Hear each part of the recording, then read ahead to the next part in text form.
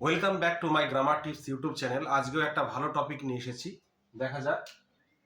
দেখো বোর্ডে লেখা আছে half, lots, two thirds, three fourths. এই শব্দগুলো যখন সাবজেক্ট হিসাবে ব্যবহার করা হয়, এরপরে ভার্ব কি বসাবো এটা কনফিউশন হয়ে যায়। দেখো সূত্রটা লেখা আছে, এই শব্দগুলির সঙ্গে অফ থাকলে, অর্থাৎ এই শব্দগুলোর পরে যদি অফ থাকে এবং তার সঙ্গে সিঙ্গুলার নাউন থাকলে সিঙ্গুলার ভার্ব হবে। মানে কোনো শব্দে কোনো বাক্যের সাবজেক্ট দেখা যাচ্ছে যে হাফ দিয়ে শুরু হয়েছে, লটস দিয়ে শুরু হয়েছে, টু থার্ডস দিয়ে শুরু হয়েছে বা থ্রি ফোর্থ দিয়ে শুরু হয়েছে, এর পরে অফ থাকতে হবে এবং এর পরে যদি সিঙ্গুলার নাউন হয় তাহলে অবশ্যই সিঙ্গুলার ভার্ব বসবে। আর তারপরে এই শব্দগুলোর পরে যদি অফ থাকে এবং প্লুরাল প্লুরাল যদি নাউন থাকে তাহলে অবশ্যই প্লুরাল ভার্ব ব্যবহার হবে। তাহলে দেখি এখানে 6টা উদাহরণ দেওয়া আছে, কোন ভার্বটা আমরা বসাবো সেটা দেখে নিই। হাফ অফ আওয়ার ওয়ার্ক, এখানে ওয়াজ হবে না ওয়ার হবে? ডান। হাফ অফ আওয়ার ওয়ার্ক, দেখতে পাওয়া যাচ্ছে এটা সাবজেক্ট, হাফ আছে, তারপরে ওয়াপ আছে এবং তারপরে কি আছে? সিঙ্গুলার সাবজেক্ট আছে, প্লুরাল নয়। তাহলে সিঙ্গুলার সাবজেক্ট যদি থাকে হাফ অফ আওয়ার ওয়ার্ক, এই ক্ষেত্রে হবে ওয়াজ। তাহলে ওয়াজ ডান হলো।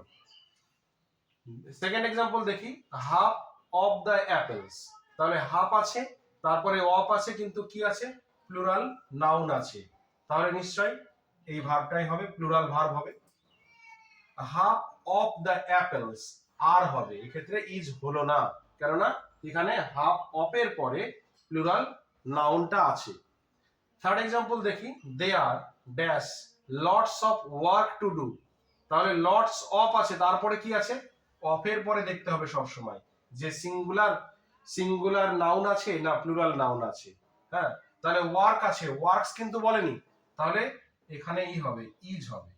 দেয়ার is lots of work to do. Fourth example দেখি, লটস অফ পিপল, এখানে লটস অফ এর পরে কি আছে? প্লুরাল নাউনটা আছে কিন্তু, তাহলে লটস অফ পিপল, তাহলে থিংস হবে না, থিংস হবে না, হবে থিং।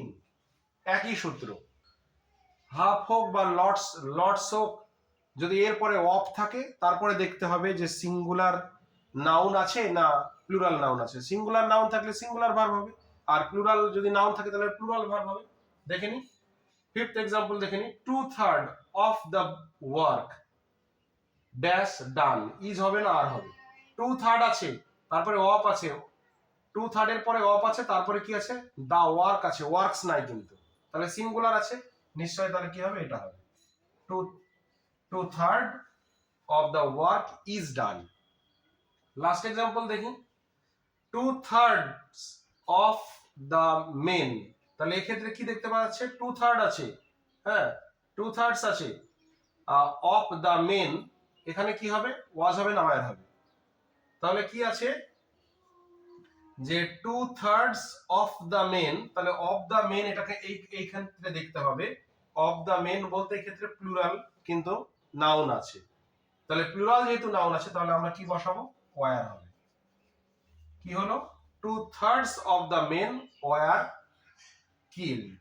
তাহলে আবার একটু রিক্যাপ করে নি, এই শব্দগুলোর পরে অফ থাকতে হবে এবং তারপরে যদি সিঙ্গুলার নাউন হয় তাহলে সিঙ্গুলার ভার্ব হবে, যেমন ওয়ার্ক ছিল তাই ওয়াজ হয়েছে, অ্যাপেল ছিল তাই আর হয়েছে।